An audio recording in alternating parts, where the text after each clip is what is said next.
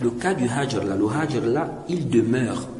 On ne peut pas dire aujourd'hui qu'on doit laisser ce hajr là, parce qu'aujourd'hui, il y a même beaucoup d'ambiguïtés. Si on regarde les ambiguïtés aujourd'hui là, si on regarde les ambiguïtés à notre époque, et autant par exemple des salafs, on va voir qu'à notre époque, les ambiguïtés sont plus rapides. Avec Internet, c'est encore devenu plus grave. Jade, à l'époque, pour avoir l'ambiguïté, bien pour écouter l'ambiguïté, il faut par exemple voyager, ou bien on a envoyé la lettre, ou bien le livre, ou des trucs comme ça. Mais aujourd'hui, en quelques secondes, l'ambiguïté vient te trouver chez toi. Sur le net seulement, quelqu'un, je ne sais pas dans quel pays, il a balancé une parole, tu as lu ça, en quelques secondes, il a balancé ça.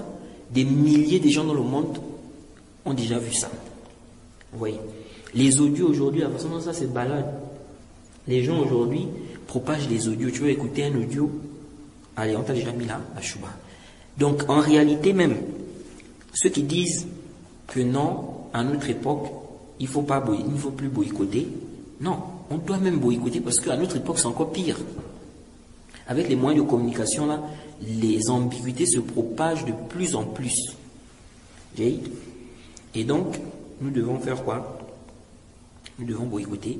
On ne doit pas dire aux gens que non, il ne faut pas boycotter les innovateurs parce qu'à notre époque, il y a ceci ou cela. Parmi les frères qui ont embrouillé, ou bien qui embrouillent les gens, dans la question du boycott là, le frère Sofiane Abou Ayoub, qu'est-ce qu'il dit?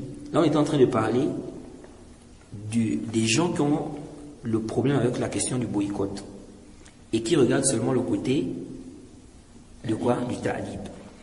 Qu'est-ce que ce frère-là nous dit? Le frère Sofiane, qu'est-ce que Sofiane nous dit? Il nous dit ceci. Je vais mettre pour que ça soit audible. Ah, cette qaïda, les frères aujourd'hui, machallah, il applique. Machallah. Il dit celui dont l'innovation nous est cachée ne nous cachera pas. Ne nous cachera pas sa compagnie. En fait, dis-moi avec qui tu traînes, je te dirai qui tu es. Quand les salafis ont dit ça, c'était une époque où les mubtadi'a, les a'imma, ad-dullal, ils ne traînaient pas avec Ahl-Sunnah. C'est même arrivé à l'époque des Sahaba, radiyallahu anhum. Comme quoi, il y avait un homme, kana yukthiru al-muktha ma'a al-munafiqin. Il restait beaucoup avec les hypocrites. Et il y a un compagnon qui l'a vu, il a dit, Wallahi, inni la ubridu hada fillah. Celui-là, je déteste mon Allah. Et ils l'ont dit, Rasulullah dit, il s'est étonné. Subhanallah, pourquoi? Il a dit, sa seule compagnie, c'est les munafiqin. Et le Rasul, il a dit, Wallahi, ma la na'alamu minhu illa annahu yuhibbu Allah wa rasulah. Wallah, on ne sait de lui que le fait qu'il aime Allah et son messager. Et qu'en sais-tu? Peut-être qu'il aime ça.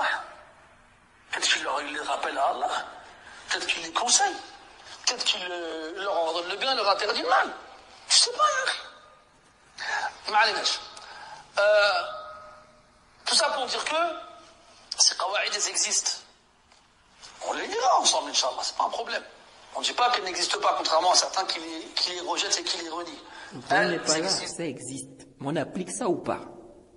Donc ça existe, il n'y a pas de problème. Mais on applique ou pas, c'est ça le problème. Les salafs étaient durs envers les gens de la bid'a. Oui. Mais, pourquoi? Et surtout, dans quelles circonstances? Et enfin, est-ce que ces causes et ces circonstances sont les mêmes aujourd'hui? Et donc, est-ce que l'application de cette dureté doit se faire de la même façon aujourd'hui qu'elle ne s'est faite avant? Et enfin, est-ce que toi, t'es comme Ahmed Soufiane et Abdullah et les autres, qui le faisaient avec Al-Jahm ou bien Ma'bad et les autres, et toi là, bon, personne, auquel personne ne s'intéresse, personne ne sait que tu existes, et tu le fais aux gens de la mosquée, non, c'est n'importe quoi. Alors, ici là, tu vois comment il fait, en fait, il y a du talbis en fait. Oui, ça existe, c'est vrai, comme ça, mais est-ce qu'on doit appliquer ça, etc., etc. Tout d'abord, oui, c'est vrai. Celui qui nous cache son innovation, il ne va pas nous cacher quoi? ses fréquentations. Souvent c'est ça. Quelqu'un va cacher son innovation, mais on va se rendre compte, n'est-ce pas, à travers ses fréquentations. Et le prophète a dit Al-arwahu junudun mujannada fama ta'arafa minha i'talafa wa ma tanakara minha ikhtalafa. Dans le Sahih al-Bukhari, le prophète Mohammed sallallahu alayhi wa sallam dit les âmes sont des soldats regroupés. Celles d'entre elles qui se connaissent, Jade, vivent en harmonie. Donc elles se mettent ensemble. Celles qui s'ignorent demeurent en discordance, en divergence. Donc les bons, en général, penchent naturellement vers les bons, les mauvais vers les mauvais, le salafi vers les salafis, l'innovateur vers l'innovateur. Donc, si on te voit avec des innovateurs, on te voit toujours avec des innovateurs, on doit dire quoi? Quand on regarde, même chez les animaux, quand tu regardes, tu vas voir que les pigeons restent toujours avec des pigeons. Tu ne vas pas voir des pigeons avec des aigles. Ou bien des aigles avec des pigeons. Non. Même si il peut y avoir des cas rares où tu peux trouver un animal qui se retrouve avec une autre espèce. Mais en général, ce n'est pas ça. Donc, on te voit avec des innovateurs. Tu es toujours avec des innovateurs. Mais qu'est-ce que tu fais avec eux? En principe, ça doit être même automatique. Quand tu es salafi, tu appliques vraiment les principes de la salafia. Tu es vraiment, tu mets en application, n'est-ce pas, les principes de la salafia. En principe, même les innovateurs vont te fuir. C'est automatique.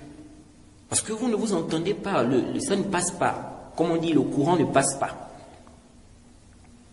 Donc le fait qu'on te voit toujours avec des innovateurs, ça c'est quoi? C'est un signe. C'est un signe. Et le prophète a dit que l'homme est sur la religion de quoi? De son ami. Ça c'est la preuve qu'on peut te juger en fonction de quoi? De tes fréquentations.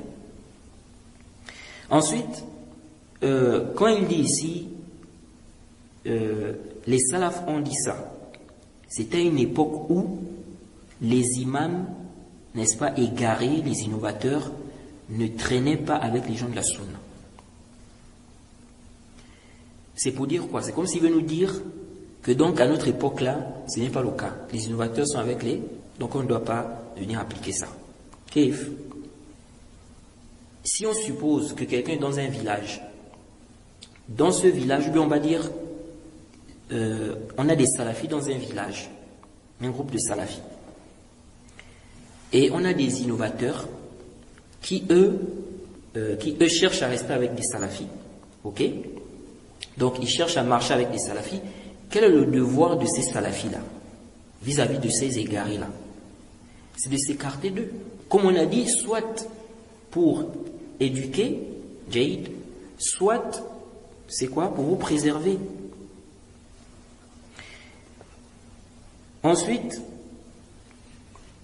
quand on regarde même nos savants à notre époque, quand on regarde le Cheikh Najmi, le Cheikh Zayd, le Cheikh Ibn Baz, est-ce que ces savants-là restaient avec, ils traînaient avec les innovateurs?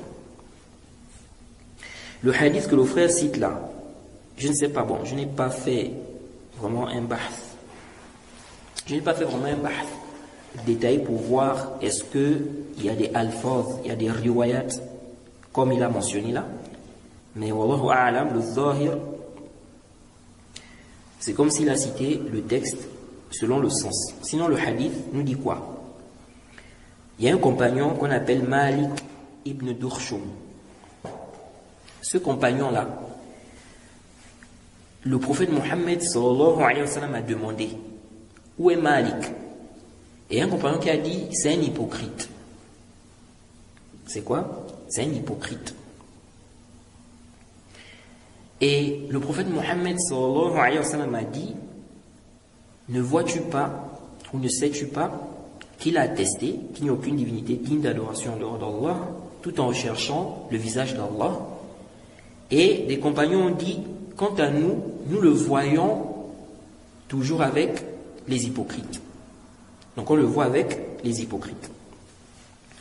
Ici là, Sofiane a essayé de trouver une excuse aux compagnons là. Mais en réalité, cet argument, ce texte-là, c'est même, on va dire, un hujja contre lui en fait. Parce que ici, là, les compagnons ont donné le hukm par rapport à quoi? Parce qu'ils ont vu, selon eux, ils le voyaient avec les hypocrites. Jaïd, selon eux, ils le voyaient avec les hypocrites. Donc, ils ont vu que toi, on te voit toujours avec les hypocrites. Donc, ils ont donné quoi? Le hukm. Ça montre que les compagnons jugeaient aussi les gens en fonction de quoi? De leur fréquentation. De leur fréquentation. Et ici, le prophète n'a pas blâmé la base. Il n'aura pas dit que vous ne devez pas juger quelqu'un comme ça, parce que vous le voyez avec tel groupe et puis vous le classez. Le prophète n'a pas dit ça. Le prophète n'a pas ici reprimandé ça. Ce que le prophète a plutôt montré, c'est que leur jugement là n'était pas juste. Jaïd, le prophète a fait comprendre que non, que Malik n'est pas quoi? Il n'est pas parmi les hypocrites. Jaïd. Et donc ils se sont trompés dans leur hukm. Mais la base c'est-à-dire que le fait de classer la personne en fonction de ses fréquentations, ici le prophète n'a pas blâmé ça à la base. Jaïd. Donc c'est pourquoi Ibn Hajar, qu'est-ce qu'il a dit quand il a parlé de ce hadith? Il dit, lui on retient de ce hadith aussi, que celui qui va donner un hukm sur quelqu'un en se basant sur des qara'in, il n'a pas quoi? Le péché. Jaïd. S'il a eu quoi? Un ta'wil. Donc, Naam, ils se sont trompés dans le hukm, ici, ils ont donné. Mais, ils ont donné ça par rapport à quoi? Quelle est l'excuse? C'est parce que pour eux, ils ont vu qu'il allait avec les hypocrites. Jaïd. Donc, il peut avoir l'excuse, oui. Il se peut qu'il leur donne des conseils, qu'il parle avec eux par rapport à cela. Comme on avait dit, quelqu'un qui est sur la sunna, à la base, si tu le vois avec des gens de l'innovation, tu ne dois pas te précipiter et donner le hukm sur lui. Jaïd. Et ça aussi, ça montre encore que des compagnons se trompent aussi. Hein? Ceux qui prennent la parole à chaque fois, un compagnon a dit, un compagnon a fait, ils prennent ça comme si c'était un dalil, c'est-à-dire que voilà. Jaïd. Ici, on voit que des compagnons donnaient un hukm, mais ils se sont trompés sur le hukm. Jaïd. Ensuite, le frère dit non, ces qawaïd-là existent. Le boycott et tout ça. Mais pourquoi? Dans quelles circonstances? Donc il faut nous expliquer, c'est dans quelles circonstances? Et enfin, est-ce que ces causes et ces circonstances sont les mêmes aujourd'hui? Non. Quand les salafs ont mis en garde contre le fait de rester avec les innovateurs, c'était par rapport à quoi? Il y avait la question de l'éducation, pour éduquer ces gens-là. Il y avait la question, n'est-ce pas, de la protection, pour se protéger de leurs ambiguïtés. On voit dans les livres des salafs qu'ils mettent en garde contre le fait de rester avec les innovateurs, et ils parlent de la crainte qu'ils ont, n'est-ce pas, du fait qu'ils vont mettre quoi? Des ambiguïtés aux gens. Qu'ils vont mettre des ambiguïtés aux gens. Donc, ça veut dire que les salafs ont mis en garde aussi contre le fait de rester avec les innovateurs, à cause de quoi? Pour préserver les gens des ambiguïtés des innovateurs. Et ça, c'est toujours présent. C'est toujours présent aujourd'hui. Donc, tu ne peux pas dire, quelqu'un ne peut pas dire, oui, c'était dans quelles circonstances? Parce que eux, en fait, ils sont embrouillés. Ils voient le hajr.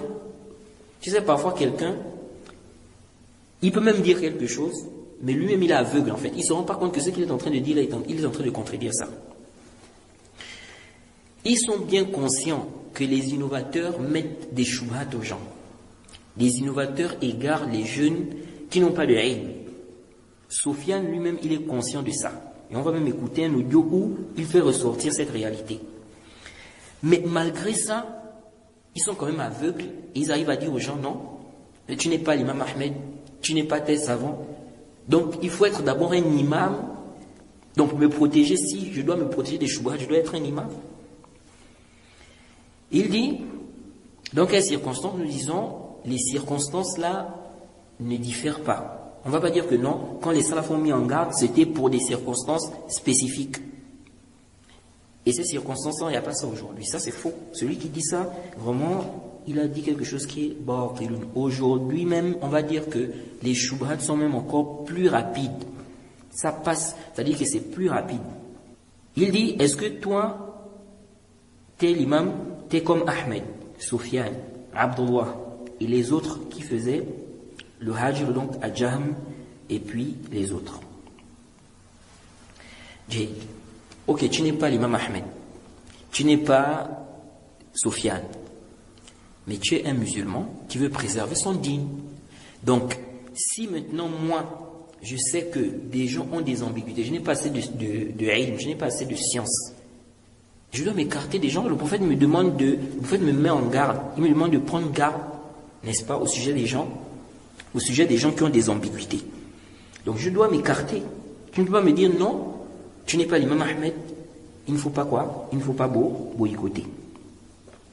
Ensuite, lorsqu'il dit ici, et toi là, auquel personne ne s'intéresse, personne ne sait que tu existes, et tu le fais aux gens de la mosquée, c'est du n'importe quoi.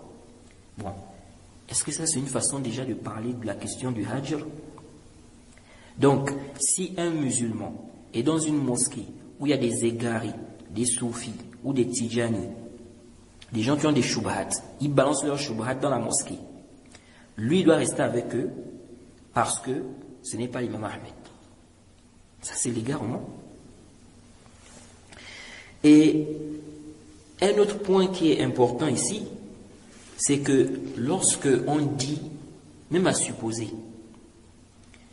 que quelqu'un, il ne craint pas quoi?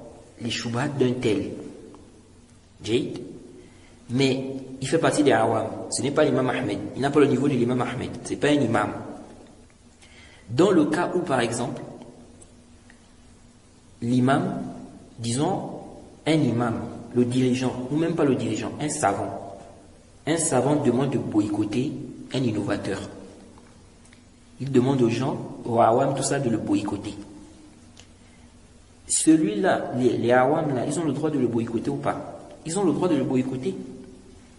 Quelqu'un, c'est un innovateur, même si c'est pas un problème de shubhat, mais on veut ici l'éduquer. Même si tu n'es pas au niveau de l'imam Ahmed, ici, là, il y a un intérêt à ce que même les awam fassent le boycott. Donc si le savant demande de boycotter une personne pour l'éduquer, les gens qui ne sont pas au niveau de l'imam Ahmed, s'ils appliquent ça, on ne va pas dire ici qu'ils ont mal fait.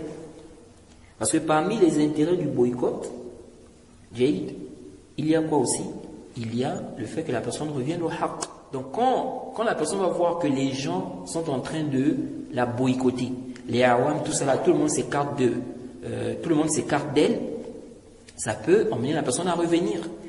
Donc, lorsque Soufiane dit ici que tu n'es pas l'imam Ahmed, tu viens boycotter les gens à la mosquée. Bon, maintenant, il n'est pas l'imam Ahmed, mais un savant a dit de boycotter, par exemple, certains innovateurs. Il n'a pas le droit de les boycotter. Si le savant là veut éduquer ces innovateurs-là, par exemple, il a le droit, malgré qu'il n'est pas l'imam Ahmed. Ensuite, Soufiane est venu encore, en fait, comme je disais tantôt, il a confirmé le danger de rester avec les innovateurs. Qu'est-ce qui s'est passé? En fait, il s'est embrouillé dans la question du boycott. Lui, en fait, quand il parle de boycott, bien qu'il voit que les innovateurs peuvent influencer les gens avec leur shubhat, mais quand il vient maintenant parler de la question du boycott, il devient aveugle et il mélange les choses, il vient mettre des conditions qui en réalité, ça n'a pas sa place. Qu'est-ce que Soufiane dit? Soufiane lui-même reconnaît le danger des innovateurs. Il nous dit ceci. Donc on pourrait, pour ne pas tomber dans ce risque et ce danger d'être influencé et d'être convaincu par les gens qui ont qui utilisent ces procédés-là, on ne s'associera pas avec eux. Et on ne les côtoiera pas. Et on ne les accompagnera pas. Et les grands imams chez les salafs, ils ne le faisaient pas avec la science qu'ils avaient. Voilà. Donc, malgré le ilm qu'ils avaient, les grands imams là, ils ne s'asseyaient pas avec les gens d'innovation. Maintenant, que dire de quelqu'un qui n'a pas le ilm? On va l'envoyer s'asseoir avec les gens de l'innovation, sachant que ces gens-là vont lui mettre des shubhat. Une fois, il était dans la mosquée, et il y a un homme, il est venu me voir, il me dit, Ya Aba Tamima, as'aluka an kalima. Il savait que c'était quelqu'un qui aimait bien poser des questions de ce genre-là. Et quand il lui dit, laisse-moi te poser une question sur un mot. Et ça, c'est dans un autre char. Ce qu'il dit là, ce qu'il cite là, ça c'est dans son explication de Usul Sunna. Ça c'est un autre char. Il lui dit, voilà, nisfa kalima. Il a dit, même pas la moitié d'un mot, je pose une question. Laisse-moi tranquille.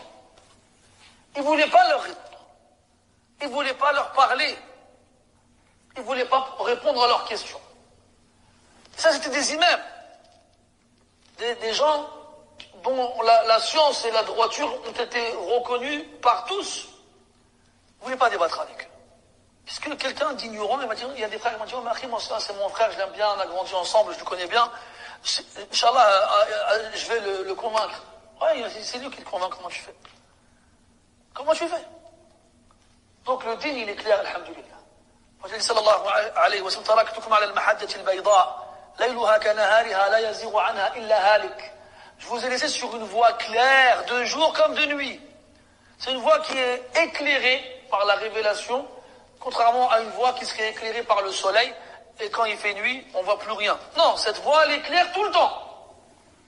Ne s'en écarte, ne s'en éloigne qu'un halik, quelqu'un qui voit la perdition. Là, mes frères, on ne joue pas une compagnie, ou bien une connaissance, ou bien une amitié. Et on joue la droiture ou l'égarement. C'est pas des choses qui se risquent. C'est pas des choses qu'on va mettre en danger. On sait jamais. On sait jamais, t'as raison. On sait jamais. Ça se trouve, il va finir par t'écouter. Ça se trouve, c'est toi. Voilà.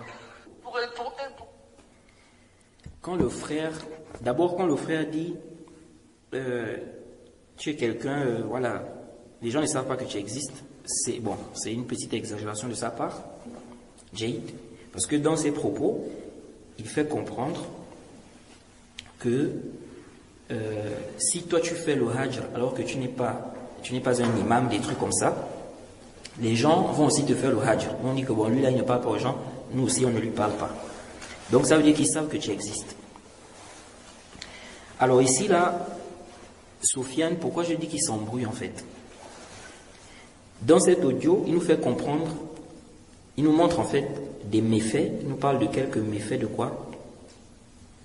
Du fait de rester avec les innovateurs, discuter avec eux, qui vont te mettre des shubhat, etc., etc. Et dans son explication de Usul Sunna, le deuxième audio, à 1h11 49 secondes, il nous fait comprendre qu'on ne doit pas s'asseoir avec les gens de l'innovation, que les gens de la Sunna ne s'asseyent pas avec les gens de l'innovation, ils ne débattent pas avec eux, ils ne discutent pas avec eux, ils ne restent pas avec eux.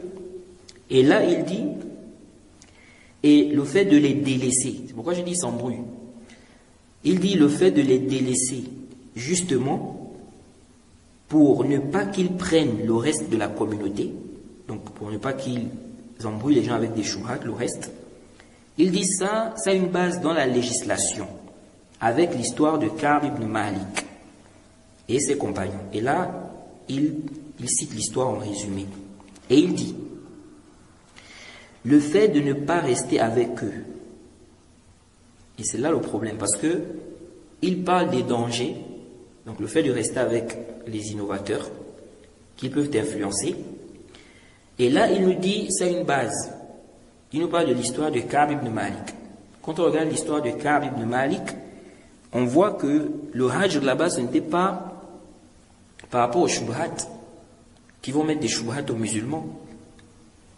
C'était, quand on lit l'histoire, on voit que c'était dans un cadre quoi, éducatif. Maintenant, lui, il amène ça pour dire que c'est une base. Ok. Ensuite, qu'est-ce qu'il dit?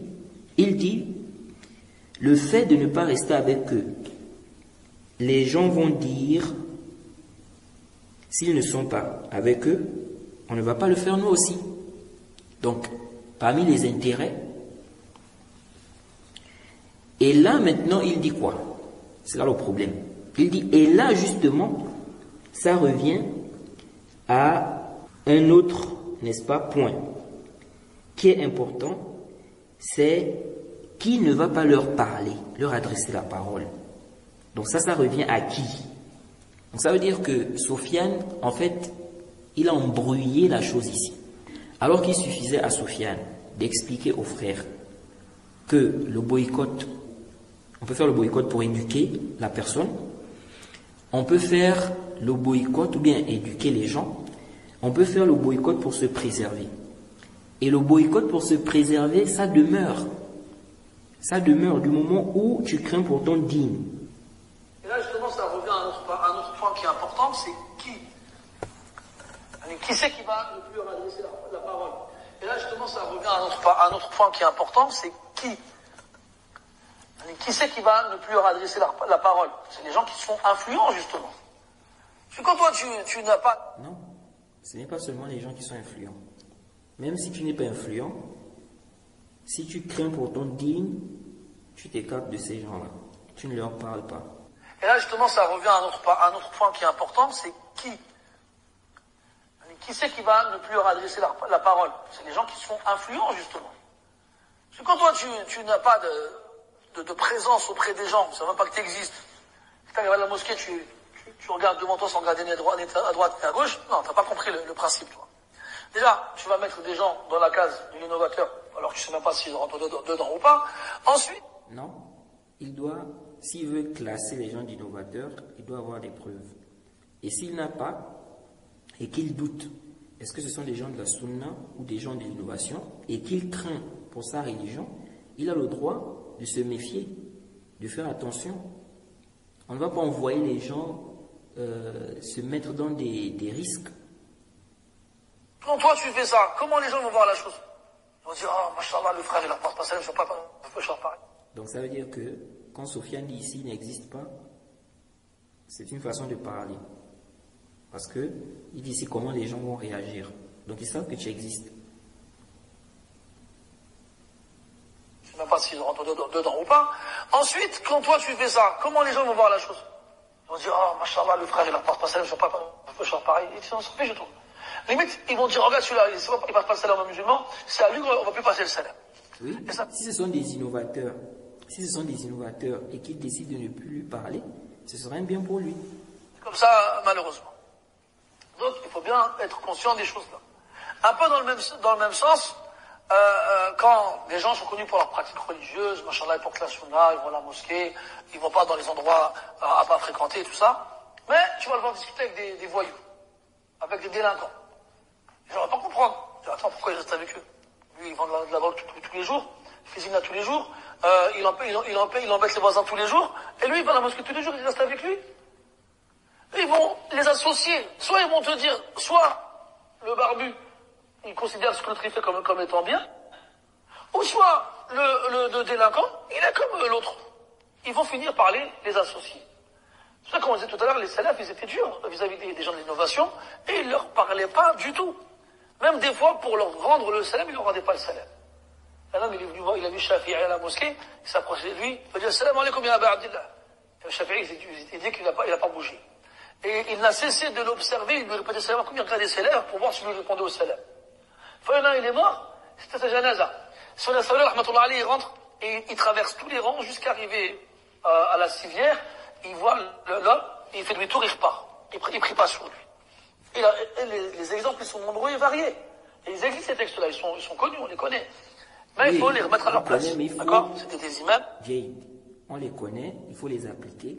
Et il ne faut pas détourner, n'est-ce pas, le fondement des gens de la sunna, de sa réalité, en déformant ça. De même, on peut boycotter si un imam ou bien un savant demande de boycotter. S'il demande de boycotter quelqu'un, n'est-ce pas, par rapport à un intérêt,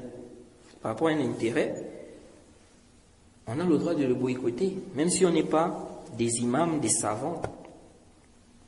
Parce que ce boycott-là aussi, ça aura un impact au temps de l'imam al-Bukhari, lorsque Mohammed ibn Yahya al-Zuhli, n'est-ce pas, a mis en garde contre l'imam al-Bukhari, mais il a mis en garde contre les assises de l'imam al-Bukhari, au point où ceux qui partaient aux assises de l'imam al-Bukhari, ils étaient boycottés, délaissés. Au point où quelqu'un est venu voir l'imam al-Bukhari, il a dit à l'imam al-Bukhari qu'il faut essayer de voir cette affaire. Tous ceux qui viennent à tes assises, ils sont délaissés, ils sont boycottés. Bien que c'est l'imam al-Bukhari qui avait raison dans cette affaire-là.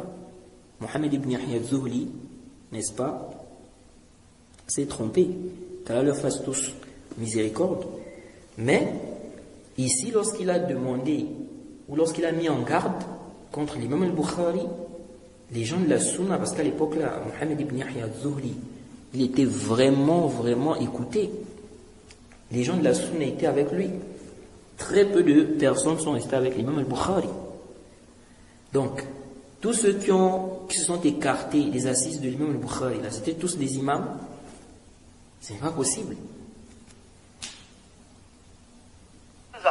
Sur les Salih, il rentre et il traverse tous les rangs jusqu'à ce qu'il ne prie pas sur lui. Et les exemples, ils sont nombreux et variés. Et ils existent, ces textes-là, ils sont connus, on les connaît. Mais il faut les remettre à leur place. D'accord? C'était des imams, premièrement, c'est pas une condition. Deuxièmement, les gens en face, c'était des imams dans l'innovation. Ce n'est pas une condition aussi. Où est le dalil que c'est une condition? Si tu veux boycotter quelqu'un, il doit forcément être un imam dans l'innovation. Il n'y a pas un dalil comme ça. Les salafs ont mis en garde contre le fait de rester avec les innovateurs. Ils n'ont pas dit de boycotter seulement ceux qui sont des imams dans l'innovation. L'imam Sawabouni, quand il a parlé du fait de boycotter les innovateurs, il n'a pas mis comme condition qu'il faut uniquement boycotter ceux qui sont des imams dans l'innovation. Non. Et les awam, même aujourd'hui, il y a des awam qui sont devenus des soldats. Ce sont des soldats, n'est-ce pas, contre les gens même de la sunna. Il va propager des imams de l'égarement. Les gens de l'égarement qui ont fait, il y a des gens de l'égarement qui font des écrits, des audios. Eux, ils vont propager ça. Voilà un ami qui va se mélanger avec des awam aussi, mais qui, eux, ils suivent un imam qui est garé, quelqu'un qui est garé. Donc, même si lui-même, ce n'est pas un imam, mais il peut influencer les autres, parce qu'il va emmener les autres à suivre son imam qu'il suit qui est garé. Il peut partager ses vidéos. Les gens aujourd'hui, il y a des gens qui s'égarent sur Twitter là. Il y a aussi ce cas-là.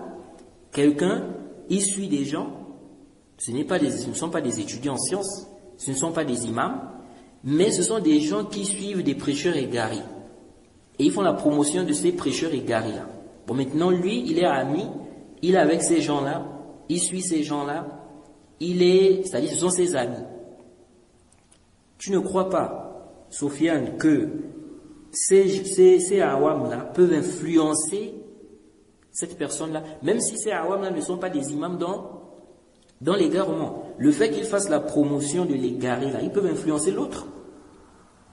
Ils peuvent influencer l'autre parce qu'ils vont propager des imams égarés, des gens égarés, et comme ils sont, n'est-ce pas, avec l'autre, qui n'a pas de ilm aussi, il va suivre ces imams-là. Parce que il a suivi ses amis, n'est-ce pas, les gens avec qui il est en amitié. Donc on ne peut pas ici venir dire qu'il faut être quoi? Un imam. Non. Les awam, il y a beaucoup de awam qui sont même des soldats, n'est-ce pas, contre les gens de la sunna. Ils soutiennent les gens de l'innovation. Ils propagent les gens de l'innovation. Donc des gens comme ça, on va dire non, il faut rester avec, le ami peut rester avec eux, il n'y a pas de problème, parce que ce ne sont pas des imams dans l'égarement. Alors qu'ils sont en train de faire la promotion des égarés. Ils peuvent aussi les influencer. Non. Et les gens avec qui toi tu fais ça, c'est pas des imams dans l'innovation. Troisièmement, c'était une époque où la sunna était forte. Ah bon? Donc aujourd'hui, avec la rapidité dont les ambiguïtés se propagent dans le monde, on ne doit pas boycotter. Au contraire, aujourd'hui même c'est pire. Le faux se propage à une vitesse, subhanallah. On doit boycotter. On doit boycotter. Où les gens de la Sunna, ils étaient nombreux. Et les gens de la Bid'a, ils étaient peu. Toi, aujourd'hui, t'es pas en majorité. Le boycott pour se protéger, je ne veux pas regarder ici majorité ou minorité. Je regarde ici mon dîn. Mon dîn est en danger. Donc si mon dîn est en danger, j'ai le droit de boycotter les innovateurs. Même si les gens de la Sunna, n'est-ce pas, sont peu. Et bien évidemment, la question du boycott aussi, j'avais détaillé dans les fondements de la Sunna, les cas où quelqu'un est dans un milieu où il y a beaucoup d'innovateurs, etc., comment il doit se comporter. Et c'est plutôt l'inverse. Donc, les kuli maqami, il faut toujours savoir remettre les choses à leur place. Et là, justement, ça... Donc, voilà un peu Sofiane qui nous a fait un petit exposé concernant le boycott. Et il a essayé un peu embrouiller les gens, il a mélangé les choses. Et qu'est-ce qu'on retient de tout ça? Ce qu'on retient, faites attention. La question du boycott est une question qui rentre dans les fondements des gens de la Sunna. C'est-à-dire le boycott des gens de l'innovation. Ça fait partie des fondements des gens de la Sunna. Donc c'est un fondement. À cause de ce fondement-là, contredire ce fondement-là, ça peut te faire sortir de la Sunna. On peut te traiter d'innovateur. Le boycott est légiféré, que ce soit à l'époque des salafs ou bien à notre époque. Et le boycott, quand on fait le boycott, ce n'est pas seulement pour l'intérêt de celui à qui on fait le boycott ou celui à qui on veut faire le boycott. Il y a aussi l'intérêt des gens. Si lui, il ne va pas profiter de ce boycott, il se peut que les autres profitent de ça. En voyant qu'on l'a boycotté, ils vont prendre garde par rapport à ces bid'a, par rapport à ces actes. On peut aussi boycotter pour l'intérêt de la personne. La personne veut préserver son dîn. Le fait de rester avec les innovateurs, il y a des méfaits dans ça. Parmi ces méfaits, le fait qu'ils vont te mettre des shubhat. Parmi ces méfaits, le fait d'avoir de l'amour, n'est-ce pas, pour eux. Ce qui fera en sorte que tu peux même combattre les gens de la Sunna, n'est-ce pas, à cause d'eux. Parce que tu as déjà de l'amour pour eux, à cause de rester avec eux et tout ça, il y a une amitié. Et donc ceux qui vont venir les réfuter, tu ne seras pas d'accord. À cause de cette amitié-là. Donc c'est un danger. Et tu vas même te retrouver comme ça à combattre les gens de la Sunna. Et pour toi, tu vas te dire en fait que il y a aucun problème en fait. Alors que tu es vraiment dans un grand danger. Donc, tout ça nous montre qu'on ne peut pas aujourd'hui dire aux gens qu'il n'y a pas de boycott. Le boycott demeure. Et ça va toujours demeurer tant qu'il y a quoi? Des gens de l'innovation. Donc je voulais un peu réfuter ces quelques propos du frère Sofiane. J'espère que cela sera profitable. Non, on va d'abord s'arrêter là. Le prochain dars, on va revenir sur la réponse du cheikh et on va voir aussi si réellement le cheikh Al-Albani a dit qu'à notre époque là, on ne doit plus faire quoi? On ne doit plus boycotter parce que des gens se basent sur ça, certains se basent sur ça pour dire qu'on ne doit plus boycotter les gens. Naam. Wa subhanaka Allahumma bihamdik wa ashhadu an la ilaha illa anta astaghfiruka wa atubu ilaik. Et quiconque fait scission d'avec le messager, après que le droit chemin lui est apparu, et suit un sentier autre que celui des croyants, alors nous le laisserons comme il s'est détourné, et le brûlerons dans l'enfer. Et quelle mauvaise destination!